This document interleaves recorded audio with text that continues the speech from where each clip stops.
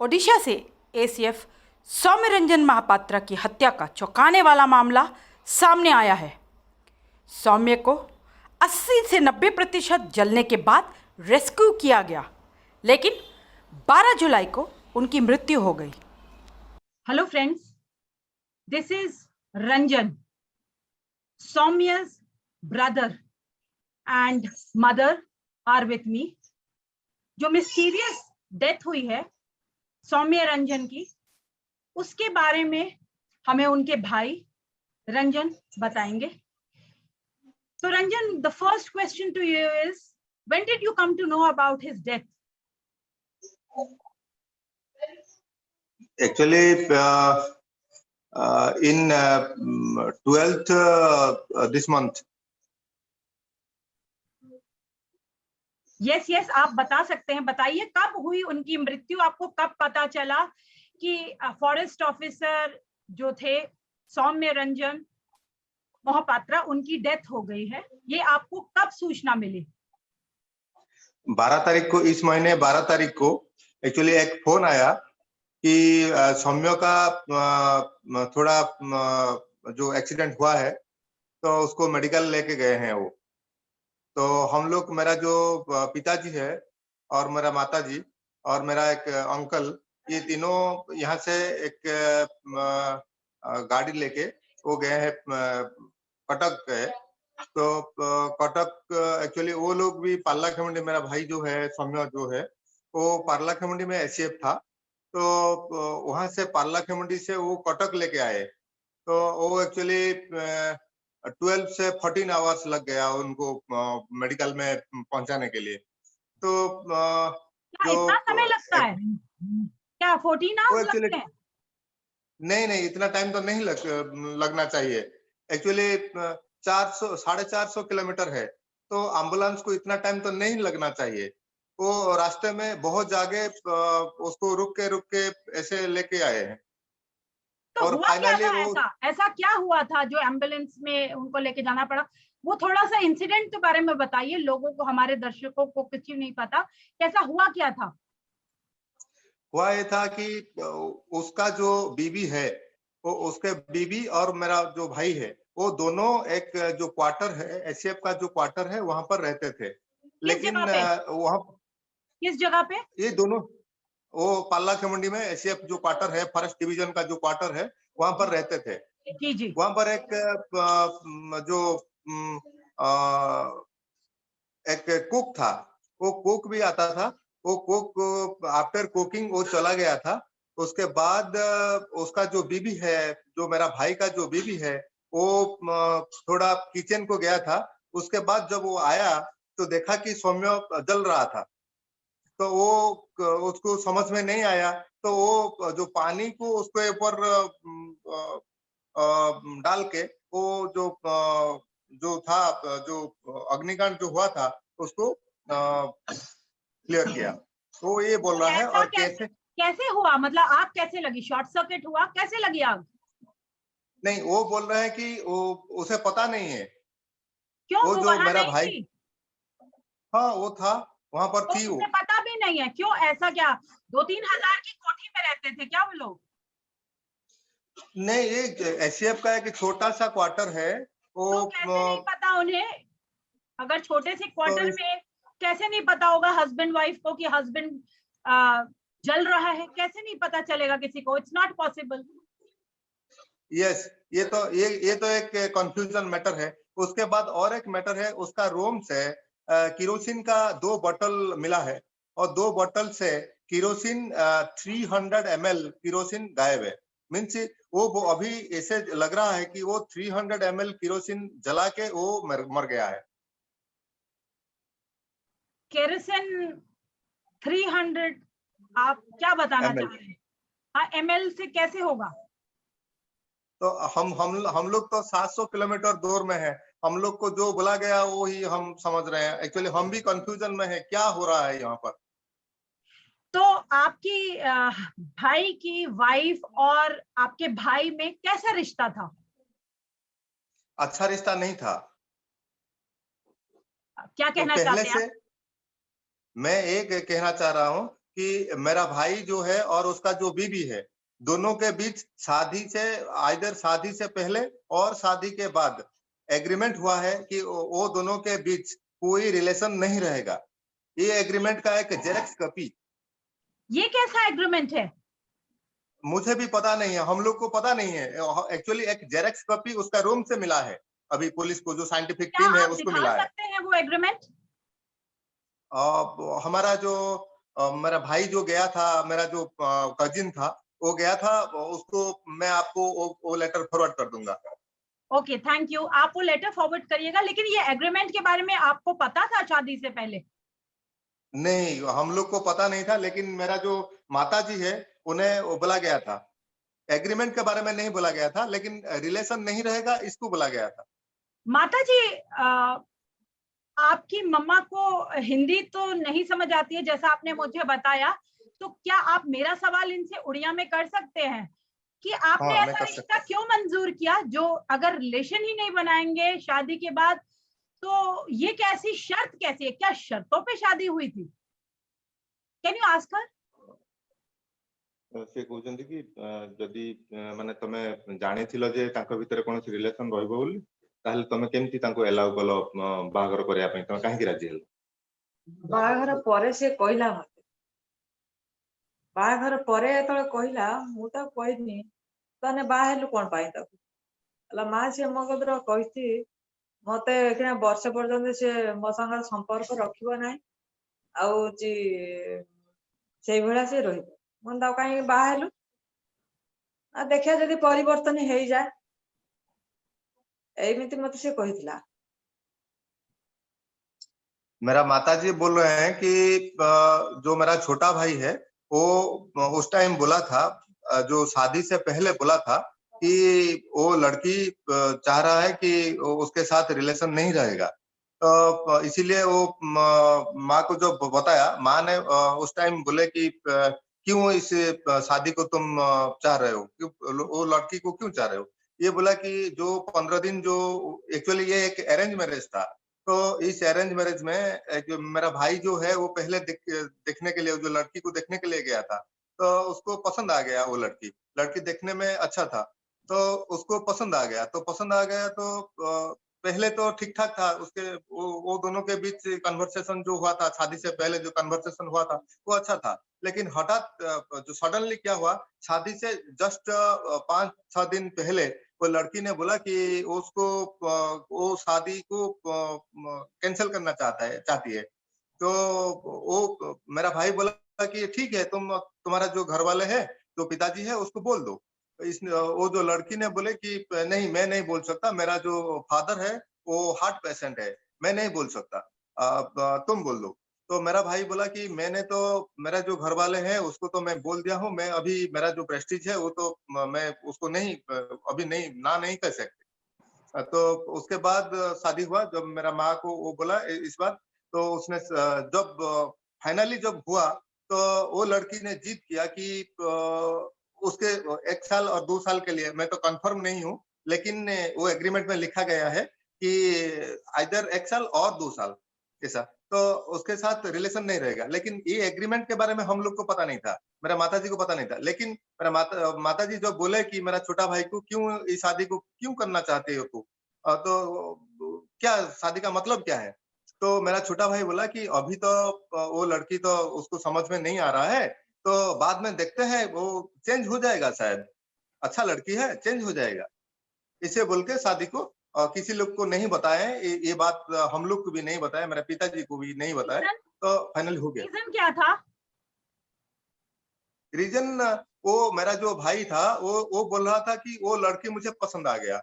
नहीं नहीं नहीं, लड़की का मना करने का और ऐसा एक एग्रीमेंट बनाने का क्या रीजन था?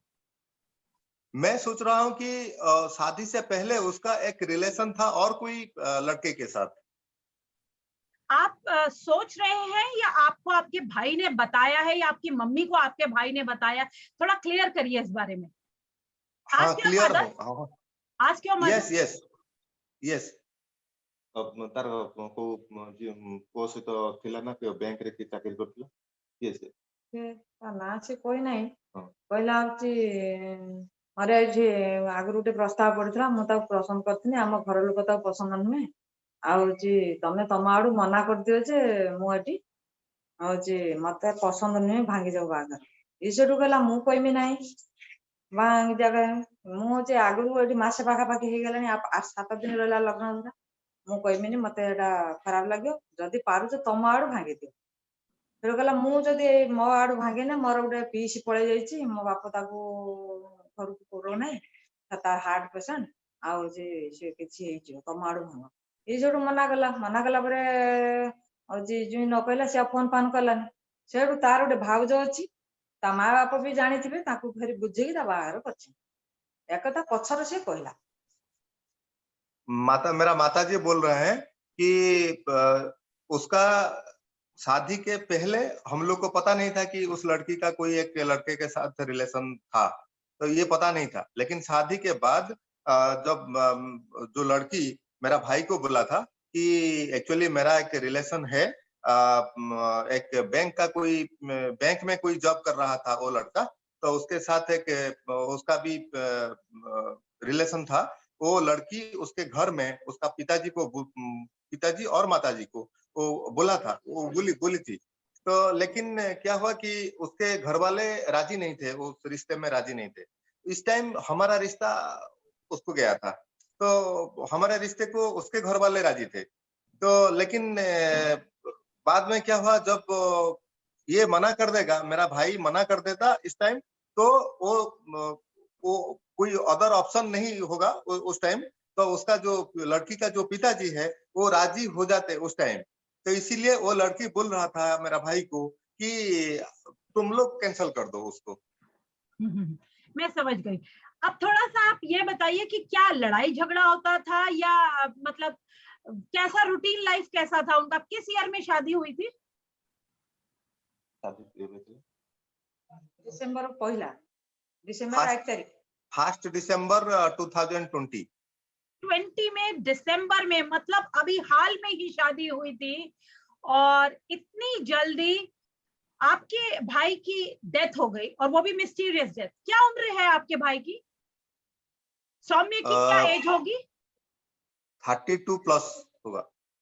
32 इयर्स में आपके भाई को कुछ महीने की शादी में मरना पड़ा। और जो उनकी मिस्टीरियस डेथ के बारे में आप बता रहे थे कि उनकी वाइफ को कुछ नहीं पता, आपकी उनसे कोई बातचीत हुई आपकी फैमिली की कि एग्जैक्टली क्या हो गया, ऑल ऑफ अ सडन मेरा भाई कैसे मर सकता है? आपने कुछ पूछा ऐसा कोई सवाल? हाँ, मेरा पिताजी और मेरा जो अंकल है, मेरा जो माताजी है, ये तीनों बात किए हैं। वो लड़की साथ में आया था, जो जब पेशेंट को लेके कटक आए थे, एसीबी मेडिकल कॉलेज कटक लेके आए थे, सुबह 7:30 बजे वहां पर उसने फाइनली पहुंच गए।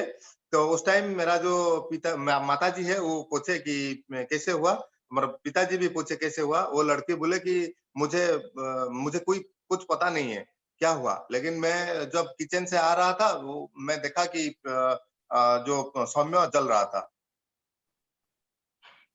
मतलब ये स्टोरी कुछ समझ नहीं आ रही है कि छोटा सा घर है, किचन भी वहीं पे होगा, ऐसी कौन सी जगह पे सौम्य कैसे जल गया और इतना जल गया कि मर भी गया? 99% जल गया है। कैसे जल गया? It is husband burning, it's a case of husband burning. Yes.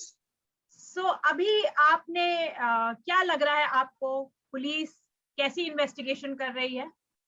आपका क्या कहना है इस बारे में? इस क्राइम जो हुआ है इसके ऊपर क्या इन्वेस्टिगेशन हो रही है? इसके ऊपर पहले तो उसको एक जो अपमृत्यु जो है उसको उसे एक डिक्लेयर करके वो कैसे क्या मुझे एक्चुअली कंफ्यूजन में हूँ। एक्चुअली हम लोग पता नहीं चल रहा है क्या हो रहा है। एक्चुअली वो क्या किया, जब 99% जल गया एक आदमी, उसको मेडिकल लेके गए। मेडिकल में जो पल्ला खेमंडी जो मेडिकल है, डिस्ट्रिक्ट हेडक्वार्टर हॉस्पिटल है, वहां को लेके गए। तो वहां पर एक डॉक्टर था, वो डॉक्टर ने ट्रीटमेंट किया और ट्रीटमेंट करने के बाद वो रेफर कर दिया जो पास में जस्ट 100 और 150 किलोमीटर के आसपास और एक अच्छा मेडिकल है, एमकेएस मेडिकल कॉलेज बरहमपुर है, तो उसको रेफर कर दिया। लेकिन उसके बाद क्या हुआ कि स्लैश देके उसने और एक डॉक्टर ने लिखा कि एससीबी मेडिकल कॉलेज कटक, और जो डॉक्टर ने ट्रीटमेंट किया था उस डॉक्टर का नाम के ऊपर और एक डॉक्टर का नाम लिख दिया गया, और वो डॉक्टर बहुत दिन पहले छुट्टी में है। छुट्टी में है, उस डॉक्टर का नाम लिख दिया, ऐसा क्यों? हाँ, ऐसा हम क्यों? लोग को पता नहीं। मैं इसीलिए मैं हम लोग एक्चुअली ये बात को नहीं, एक्चुअली हमारे तो दिमाग आपने में ये नहीं आ रहा बातें है। पुलिस को बताई हैं? ये बातें पुलिस को बताई हैं? और दूसरी नहीं, बात, 99% जल गया था, तो उसे तो फटाफट जल्द से जल्द हॉस्पिटल पहुंचाना था। हालांकि बहुत मुश्किल होता है, जो लोग इतना जल जाते हैं उनको सेव करना बहुत मुश्किल होता है, लेकिन क्या आप उसे बचा पाते? अगर आप, क्या डॉक्टर से आपकी कोई बातचीत हुई है इस बारे में? डॉक्टर से कोई बातचीत नहीं हुआ है। हम लोग को ये बात भी पता नहीं था। एक्चुअली एक मीडिया पर्सन ने वो मेडिकल को गया था, और वो मेडिकल का जो रजिस्टर था वो रजिस्टर से फोटो निकाल के फॉरवर्ड कर दिया। वो मीडिया में दिखा रहा है अभी। आपको नहीं पता था इस बारे में? हाँ, हमें पता नहीं था। चलिए, आप पुलिस इन्वेस्टिगेशन जो हो रही है उसके बारे में कुछ बताइए। क्या एफआईआर दर्ज हुई है? आपके हाँ, भाई एफआईआर की दर्ज, मृत्यु की एफआईआर दर्ज हुई है? हाँ दर्ज हुआ है। तो उसके बाद क्या कार्रवाई हो रही है? उसके बाद एक टीम हुआ है, पाल्ला खेमुंडी जो टाउन थाना जो है, वो एक टीम फॉर्मेशन करके हमारे घर को आए थे पहले। हमें, मेरा जो माताजी है, पिताजी है, और जो भी था यहाँ पर, उसको पूछताछ किया गया। उसके बाद जो लड़की के जो घर है वहां पर गए। उसके बाद उसके जो रिलेटिव्स थे उसको भी पूछताछ किया, लड़की को भी पूछताछ किया, उसका फादर मदर उसको पूछताछ किया। उसके बाद वो रिटर्न चले गए, पाल्ला खेमुंडी चले गए। उसके बाद हम, मेरा जो पिताजी है वो भुवनेश्वर गए थे डीआईजी सर को देखा करने के लिए। उसके बाद उस टाइम क्राइम ब्रांच का कोई हायर अथॉरिटी वहां पर शायद प्रेजेंट था, तो उसने बोला कि हम लोग को उसको मॉनिटरिंग कर रहे हैं। तो अभी क्या हो रहा है कि एक क्राइम ब्रांच का एक 4 मेंबर टीम फॉर्मेशन हुआ है, और वो पाल्ला खेमुंडी गए हैं। वो जो जो पाल्ला खेमुंडी का जो लोकल पुलिस स्टेशन था, वो उसका जो टीम है, वो टीम के साथ मिलके अभी इन्वेस्टिगेशन और एक बार कर रहे हैं। पहले क्या हुआ, पहले जब मेरा पिताजी पाल्ला खेमुंडी गए थे, मेरा पिताजी, मेरा अंकल, मेरा कजिन, और हमारा एक एडवोकेट के साथ सब लोग गए थे पाल्ला खेमुंडी। जिस रूम में एक्सीडेंट हुआ था उस रूम को खोला गया, इसके सामने खोला गया, सभी के सामने, मीडिया के सामने खोला गया। उस रूम में जो साइंटिफिक टीम आया था उसने खुद बोला कि इस रूम में इंसिडेंट नहीं हुआ है। इसका एक पर्सन का 99% जल जाने का जो क्लेम किया जाना सर्कमस्टांसेस है। होना चाहिए, हाँ, जो सर्कमस्टांसेस होना चाहिए था वो वहां पर नहीं था। लेकिन अभी क्राइम ब्रांच जैसे का, कि कंप्लीट करिए, जैसे जैसे कि क्या नहीं था वहां पे? जैसे कि वो जो प्लेस दिखा गया था, उस जी। प्लेस व्हाइट कलर का टाइल्स का था। लेकिन एक पर्सन का 99% जलने में टाइल्स में कोई भी जो स्पॉट नहीं था। और और आसपास की जो चीजें पड़ी थी वो नहीं जली? हाँ, आसपास का आप देखिए, कोई एक नया सामान जब खरीदा गया होगा तो उस टाइम एक छोटा सा प्लास्टिक लगता था, लेदर, छोटा सा प्लास्टिक का लगता था, वो भी नहीं जल गया है। वो भी है, फुल्ली है। उसके नियर में जो चेयर है वो चेयर नया है, सब कुछ ठीक ठाक है। ऊपर में जो रूफ है, रूफ में कोई भी स्पॉट नहीं है। और वो रूम 3 दिन के बाद जब रूम खोला गया है, उस रूम से कोई स्मेल भी नहीं आ रहा है। इस टाइप का चीज था। तो इट इज बहुत ही आश्चर्यजनक बात है कि अगर कोई 99% वहां जल जाए और आसपास की चीजों पे अफेक्ट भी ना हो। बहुत हैरानगी होती है आपकी बातें सुन करके। अब आप क्या चाहते हैं? आपकी माता जी क्या चाहती है? आप उनसे पूछिए वो क्या चाहती है। मेरा ये सवाल है उनसे। ପୁଅକୁ ନ୍ୟାୟ ଚାହୁଁଛି, ମୋ ପୁଅ ପାଇଁ ନ୍ୟାୟ ଚାହୁଁଛି, ଆଉ ସେ ବୋଉ ପାଇଁ ଦଣ୍ଡ ଦିଆଯାଉ। ବହୁତ ହଇରାଣ କରିଛି ସେ ମୋ ପୁଅ। ମଝିରେ ତାକୁ ହଇରାଣ କରିକି ଛାଡପତ୍ର ଦବ, ଡିଭୋର୍ସ ଦବ, ଏଇଭଳିଆ କହିକି ତାକୁ ହଇରାଣ କରିଛି। ଖାଇବା ପିଇବା ବହୁତ ହଇରାଣ କରିଛି ତାକୁ। ଇଏ ସବୁ ମତେ ଫୋନ କରିକି ଜଣାଏ, ମତେ ଜଣାଏ ସବୁବେଳେ। जड़े की कांदे माँ मो बहुत फसी गल ये कौन सी बाटर ये बुझा अवस्था ना मत बहुत हैरान कर चाकरी छाड़देमी लो माँ बापा मत ट्रांसफर कर बापा कह मामू कह फिर कह तू मो पाखक आस मो पाख जदि रह मत भल लगता तू आसबू ना मो पाखक मुझे हाँ मत नहीं गले मुझी एथर कहीकि आसला ये जो रज बेलू आसला मत कही मत नहीं जीवु मु माँ जीवन तू मो सांगर आसबू तो मुझे हाँ जीवी आसला मत फेर कहला ना तो ट्रांसफर होगला तू से बड़ घर है जीवु एखिना कहीं जीवु या कहीकि मना कला गला बेले बाहर गए मत डाकिला मुझे ठिया था बंगलार मु गलिनी हेटिकी से डाकिला डाकिला जमी मुझे कहनी ना तू जा मुझे कहीं हेटिकी जीवी कही डाकू था मुझे कांद मारा मुझे गलिनी दिन जाकि फोन कला कहला मुझे जो कही आने तू जो आईलुनि से कांदिलु ना आईलुनि लो रागिलु कि मो ना रागिनी कहीं आ तो जे मुझे देखते पाइली आ पाइबे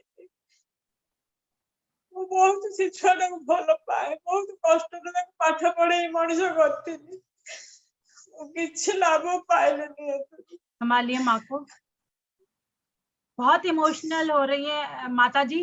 मैं समझ सकती हूँ एक माँ जिसने 6 महीने पहले अपने पढ़े लिखे एक होनहार बेटे की शादी सिर्फ 6 महीने पहले करी हो और उसकी ऐसे जल के मृत्यु हो जाए, बहुत बड़ा दुख का पहाड़ माँ के ऊपर टूट पड़ा है, पूरी फैमिली के ऊपर टूट पड़ा है। मैं एक पिता का दर्द समझ सकती हूँ, मैं एक भाई का दर्द समझ सकती हूँ। बहुत बहुत ही ज्यादा दुखद घटना है और ये बहुत ही गंभीर समस्या है हमारे देश की। रंजन, आपकी माँ ने जो कहा है वो मैं समझ तो नहीं पाई, लेकिन आंसुओं की भाषा मैं जरूर समझ पाई हूँ। थोड़ा सा बताएंगे हम क्या कहा है आपकी माता जी ने? संभालिए Ranjan, I can understand it's a very difficult time for you to speak.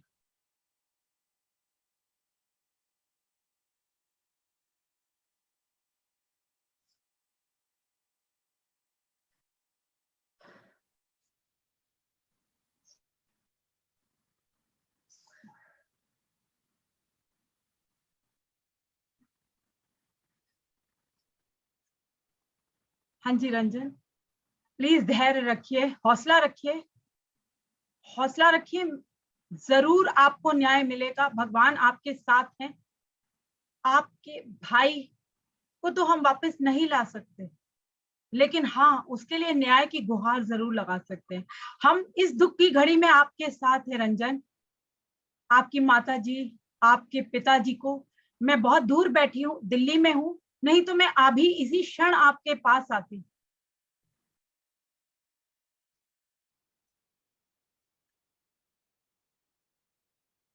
मेरा माता जी बोले कि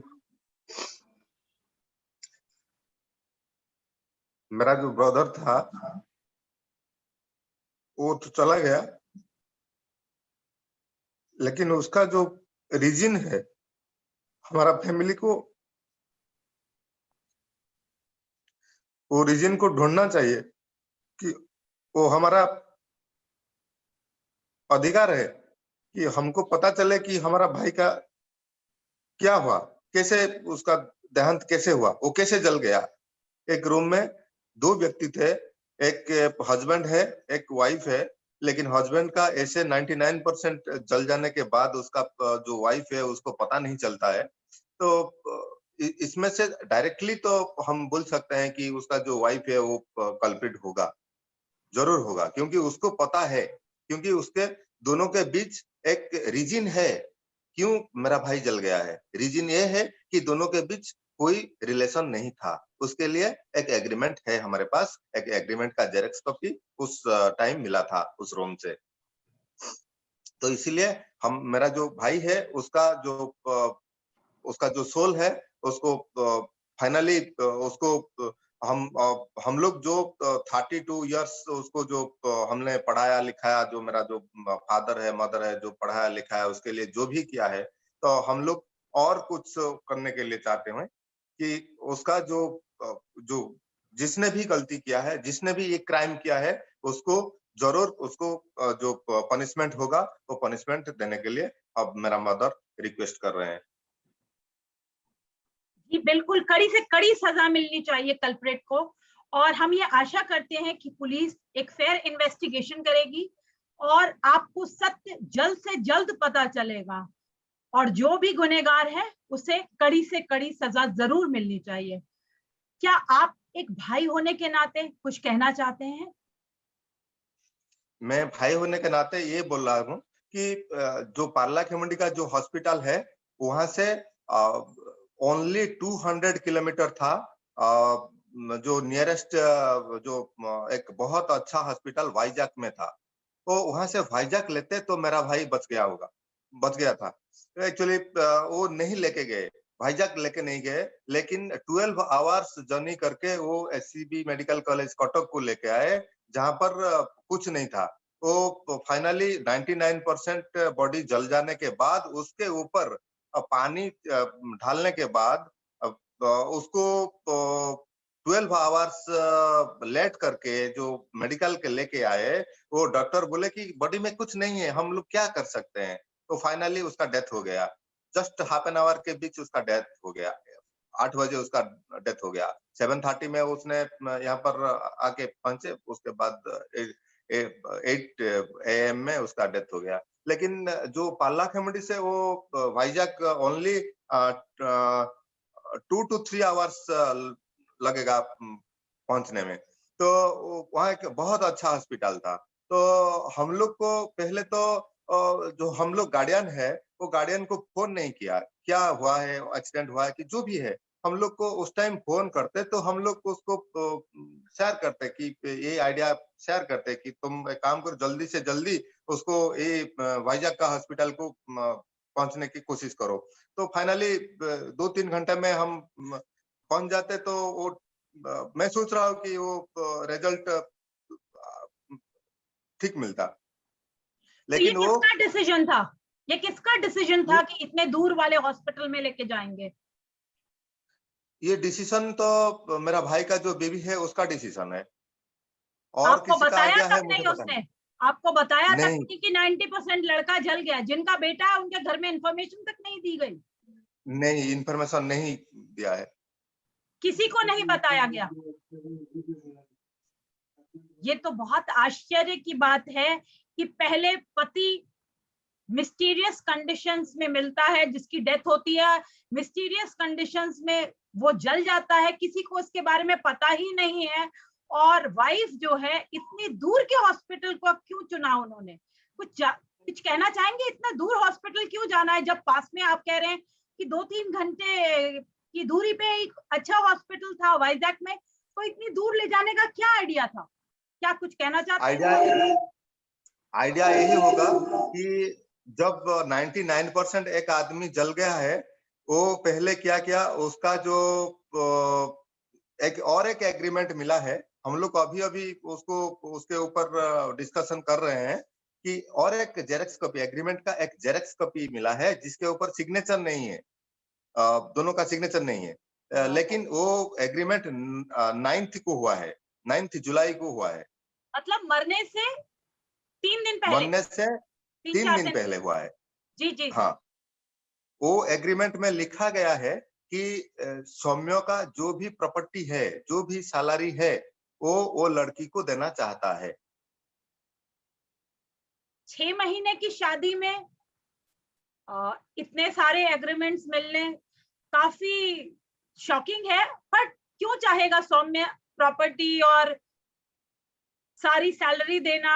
ऐसा क्यों चाहेगा, जबकि लड़की ने तो उससे ये कहा था कि वो उसके साथ फिजिकल भी नहीं होगी? तो उसने तो ये सोचा होगा कि अभी तो टाइम लगेगा इसको एडजस्ट होने में, तो एडजस्ट होने के बाद ही कोई ऐसा सोचेगा करने का। इसके पीछे क्या कारण हो सकता है? आई थिंक ब्लैकमेल होगा कि और कोई होगा, वो पता नहीं चल रहा है क्या है। आपकी मम्मा को पता लेकिन- है इस बारे में? माता जी को पता है? नहीं, नहीं पता है। उनको पूछिए, उनका रिएक्शन सुनना चाहूंगी मैं। उन्हें पूछिए इस बारे में, उन्हें पता 9 है? तारीख जो 9 तारीख जो ता सालारी और ता प्रॉपर्टी विषय जो एग्रीमेंट है जो जो करछि सेटा तुम जानि छ तापर तो 9 तारीख पर तो मुझे फोन भी करना है बोले। वो बोल रहे हैं कि 9th के बाद वो माँ को फोन भी नहीं किया, उसका बेटा की उसका जो बहू है वो फोन नहीं किया है, तो वो उसके बारे में नहीं पता नहीं है। तो इससे क्या अंदाजा लगाया जा सकता है कि वो बहुत ट्रॉमा में थे, मेंटल ट्रॉमा में थे, या बहुत डिस्टर्ब थे? ये लेटर क्यों साइन कराओ, ये लेटर क्यों बना था, ये ड्राफ्ट क्यों तैयार किया गया था, ये लेटर क्यों बनाया गया था? इसके बारे में कोई बातचीत उन्होंने माँ से नहीं की, माँ को कुछ नहीं पता। वैसे वो क्या पिता के ज्यादा क्लोज थे? पिता को पता है इस बारे में? नहीं, माँ के साथ ज्यादा क्लोज था वो। तो किसी को भी फैमिली में इसके बारे में नहीं पता, इस लेटर के बारे में? हाँ, किसी को नहीं पता है। लेकिन ठीक उसके बाद और एक डायरी से लिखा गया है 12 से 15 के बाद वही एक डिफिकल्ट सिचुएशन है, वो 15 के बाद वो ठीक हो जाएगा, ऐसे भी एक लिखा गया है। लड़की भी लिखा है, लड़का भी लिखा है। लड़की और 9 तारीख लड़के ने हाँ, दोनों में आप लिखा जो है कि 15 को ठीक हो जाएगा। क्या ठीक हो जाएगा? नहीं, लड़की ने लिखा है 15 के बाद वो आजाद हो जाएगा, वो लड़की अच्छा। आजाद हो जाएगी। अच्छा, लड़का लिखा है कि 12 से 15 उसका डिफिकल्ट सिचुएशन है। ये किस तरफ इशारा करती हैं ये बातें? कि बहुत कुछ हम चल लोग रहा अभी था उनके बीच में, लेकिन आपको, माँ को उन्होंने नहीं बताया। वो इससे अकेले जूझने की कोशिश कर रहे थे। ये बहुत खराब समय था और वो अकेले इस पेनफुल टाइम से गुजर रहे थे। बहुत दुखद घटना है। मेरी सारी संवेदनाएं आपके साथ हैं, आपके परिवार के साथ हैं, और ये लड़ाई बहुत लंबी है। हम सब मिलकर के लड़ेंगे, और एक पुलिस से जो आपकी रिक्वेस्ट है उसको मैं और आगे बढ़ाती हूँ, और आशा करती हूँ कि एक फेयर इन्वेस्टिगेशन होगा और आपको जल्द सत्य पता चलेगा। सत्यमेव जयते। Thank you. धन्यवाद।